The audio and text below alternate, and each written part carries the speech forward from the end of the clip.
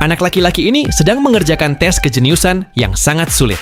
Setelah guru memakan sebuah apel, para murid harus menyelesaikan 100 soal. Dengan IQ yang sangat tinggi, anak itu langsung menulis jawabannya dengan cepat. Hanya dalam 5 menit, guru selesai makan apel dan ujian pun berakhir. Guru langsung memeriksa hasilnya di tempat, lalu dia mengumumkan satu nama yang lolos. Reynard Muldoon. Setelah itu, sang guru segera pergi. Semua orang terkejut karena hanya satu orang yang berhasil lulus. Dan benar saja, itu adalah si anak jenius. Peserta yang lolos lanjut ke ujian berikutnya. Tiba-tiba, seorang gadis menjatuhkan pensilnya ke saluran air. Temannya melihat itu, lalu langsung kabur.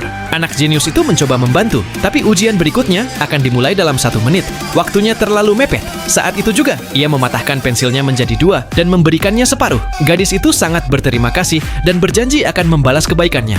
Ujian kedua pun dimulai. Tingkat kesulitannya jauh meningkat. Anak-anak mulai panik. Salah satu peserta langsung kabur setelah melihat soal. Bahkan si anak jenius tidak bisa menjawab satupun.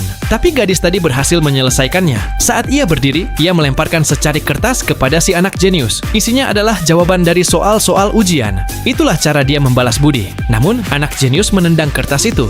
Lewat pengamatan yang teliti, ia akhirnya menyadari rahasia dari soal ujian. Setiap jawaban tersembunyi di dalam soal berikutnya. Karena ujian ini sebenarnya menguji kemampuan observasi.